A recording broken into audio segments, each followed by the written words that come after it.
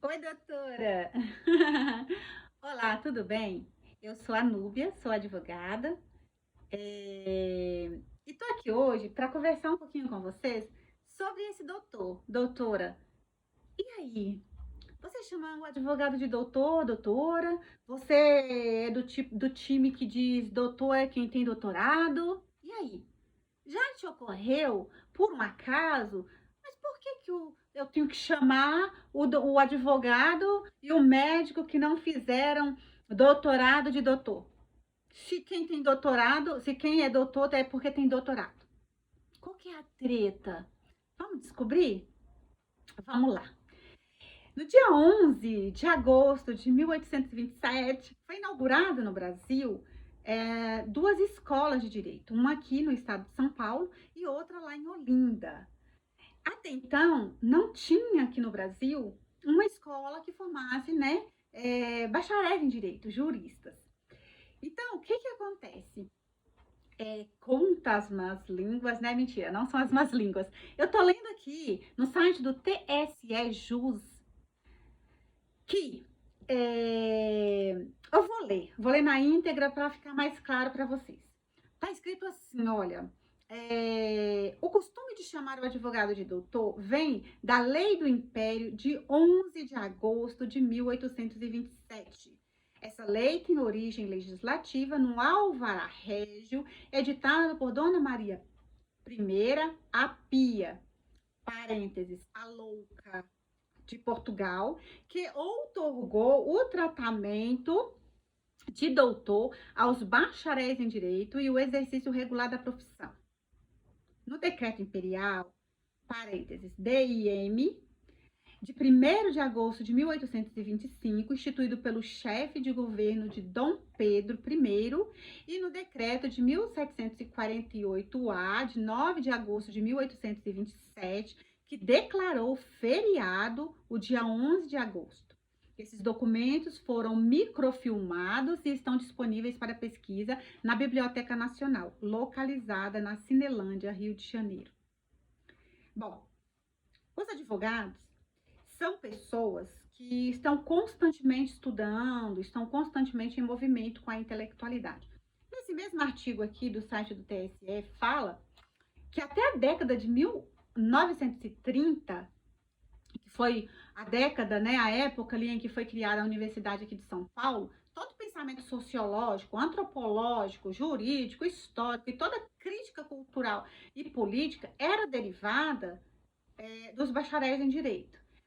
Assim, os primeiros centros de ensino do direito eram também escolas de pensamento, onde eram discutidas ideias como o republicanismo, o abolicionismo, o liberalismo, o conservadorismo e o darwinismo social. Ou seja,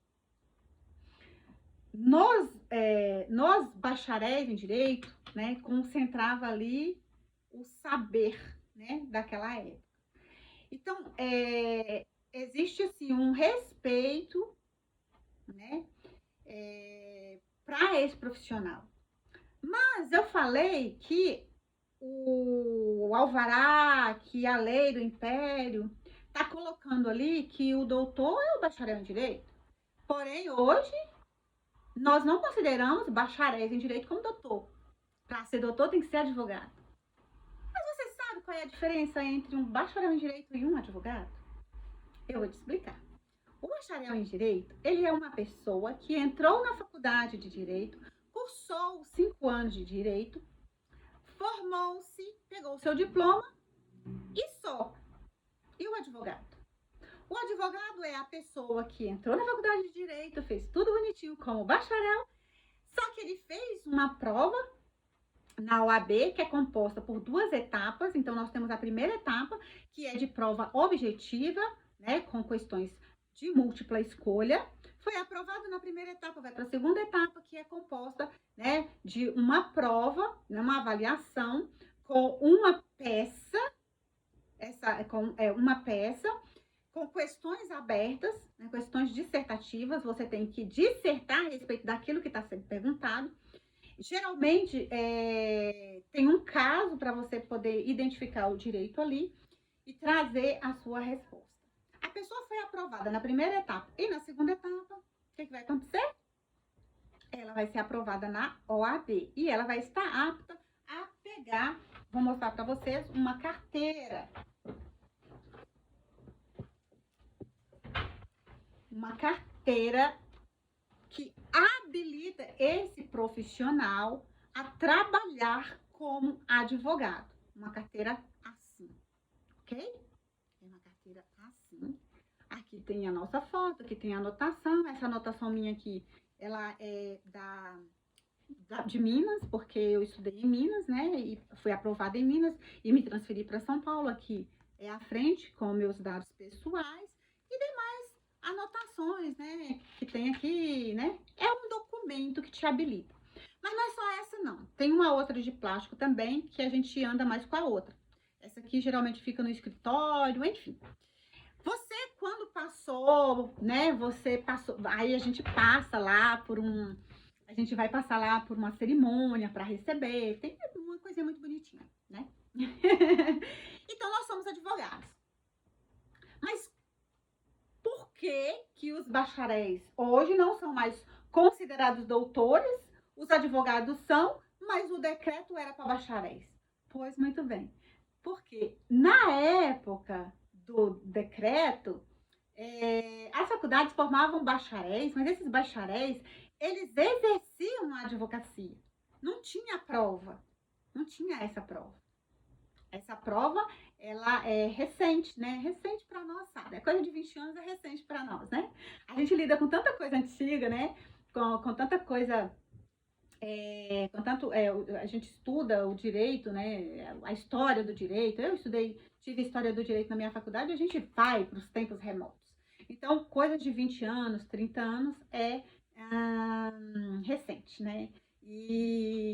Então, assim, a advocacia, né, trouxe, ou melhor dizer, na Constituição de 1988, que inclusive, se não me engano, hoje é aniversário, 35 anos, da Constituição Federal do Brasil. Nossa, que simbólico eu estar fazendo esse vídeo justamente no dia de aniversário da nossa querida, maravilhosa Constituição Cidadã.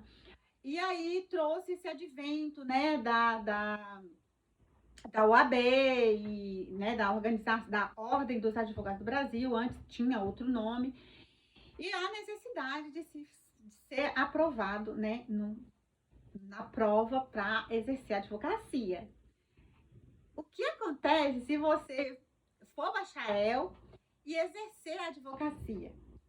Pode? Não. Tem atos que são privativos da advocacia. E se você não for advogado e você praticar esses atos, você pode até ser preso por exercício ilegal da profissão. Então, se você não tem uma OAB, se você não está devidamente inscrito nos quadros da Ordem dos Advogados do Brasil, você não pode exercer a advocacia, sob pena de incorrer aí, né, num crime de exercício ilegal da profissão. Então, em razão desse decreto imperial, nós somos chamados de doutores, né? Doutores, doutoras. E aí as pessoas vão dizer que nós somos doutores por excelência. Se você for pesquisar na internet, você vai encontrar artigos que vão dizer que nós estudamos demais, que toda peça que nós produzimos é uma tese jurídica e que o doutorado tem a ver com tese jurídica e por isso nós somos doutores. Vai ter informações das mais diversas. Mas qual que é a explicação real? É essa, tá? Como eu li aqui no começo, né? Existem esses documentos que estão disponíveis para pesquisa, tá? Na Biblioteca Nacional, localizada lá no Rio de Janeiro, estão lá à disposição para qualquer pessoa ver. Então, a partir de agora, você que é o meu seguidor nessa rede, né? Que me segue no Instagram, que me segue aqui no YouTube, você vai saber que essa picuinha, essa implicância, ela é desnecessária. Sabe por que ela é desnecessária? Porque se eu quero ser chamada de doutora, que diferença vai fazer na sua vida? O que isso vai mudar na sua vida eu ser chamada de doutora? Se você não quiser me chamar de doutora, que diferença isso vai fazer na minha vida? Quando eu te passo um orçamento, quando eu ouço para você o valor de uma ação, não é baseado em como você vai me tratar ou deixar de tratar. É óbvio que a gente dá honra a quem tem honra. certo? Se um imperador um dia olhou para essa classe de profissionais e resolveu honrar-lhes, dando um título de doutor, quem somos nós, réis mortais, para não honrar essas pessoas? Mas não quer honrar? Não honre. Até porque ninguém é obrigado a chamar o doutor que fez doutorado de doutor. Chama quem quer. Ah, mas fez doutorado. Sou obrigado a chamar? De jeito nenhum. Não existe uma lei que me obrigue a chamar um doutor que fez doutorado de doutor. Eu posso chamá-lo pelo nome, posso chamá-lo de senhor, certo?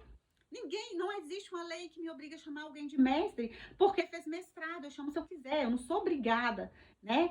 Eu não posso te chamar de nomes de baixo calão, não posso te tratar mal, mas nada me impede de te chamar de senhor, senhora. Então vamos lá. Vamos combinar assim.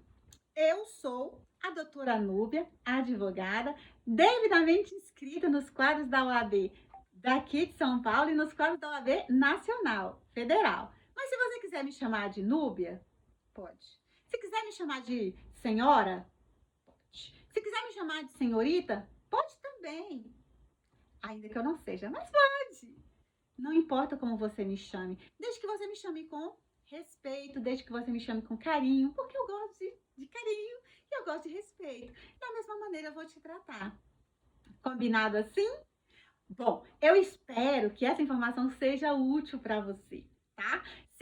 Se não ficou claro, se ficou alguma dúvida e você quer esclarecer comigo, deixa seu comentário aqui, pode deixar, tá? Que assim que eu puder, eu volto e respondo para você. Ou de repente faço um outro vídeo respondendo, né, o seu comentário, se ele for muito pertinente ou se tiver muitas outras dúvidas relacionadas com a sua. Olha, por enquanto é só, não esqueça de deixar um like. Se você não é inscrito, inscreva-se. Se você não me segue aqui, me siga. Beijo no coração.